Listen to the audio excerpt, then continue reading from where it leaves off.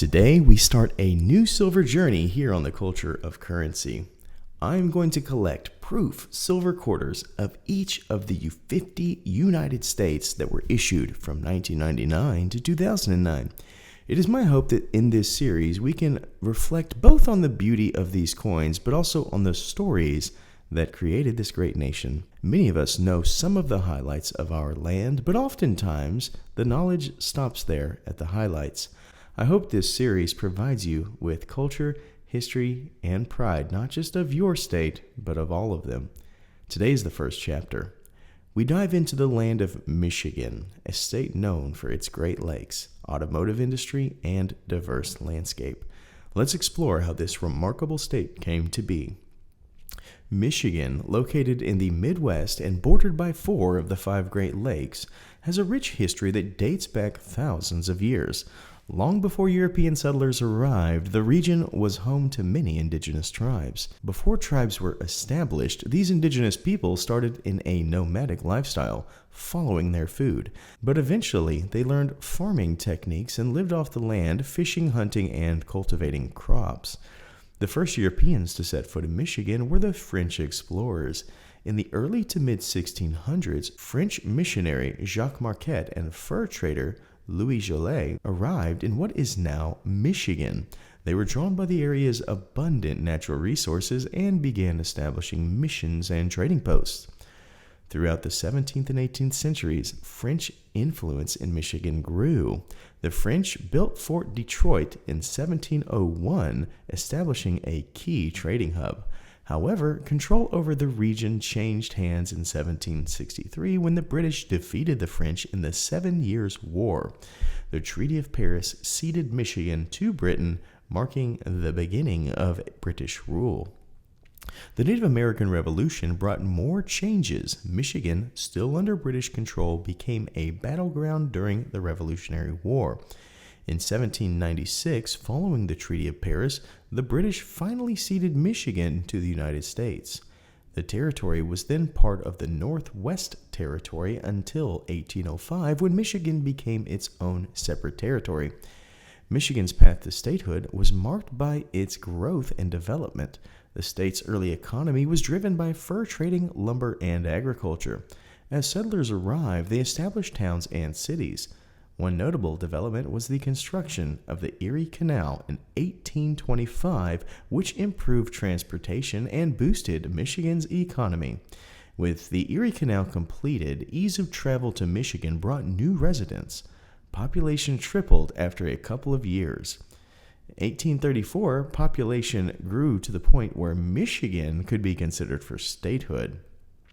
Michigan's journey to statehood was not without its challenges. In 1835, a boundary dispute with Ohio known as the Toledo War nearly escalated into violence. Thankfully, tensions were eased when Congress awarded Toledo to Ohio and granted Michigan the Upper Peninsula in return.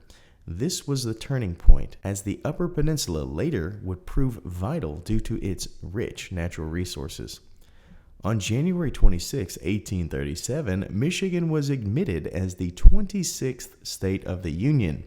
The new state quickly became a hub for industry, particularly with the rise of the automotive industry.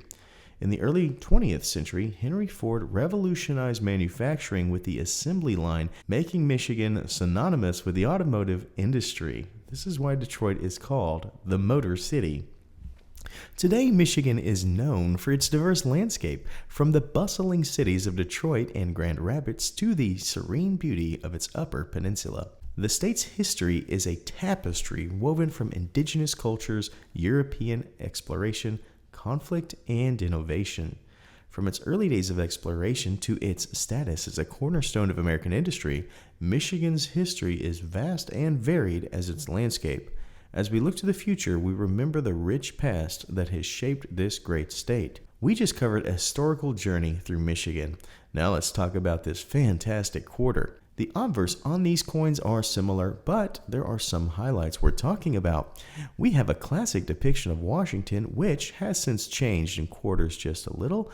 We also see the mint mark S, meaning this is from the San Francisco Mint, which is also a designation of proof quality and content.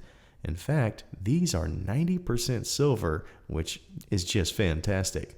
We should also note that there were only 1,769,786 minted. Released in 2004 as a part of the U.S. Mint's 50 state quarter program, the Michigan quarter captures the essence of the state with its unique design.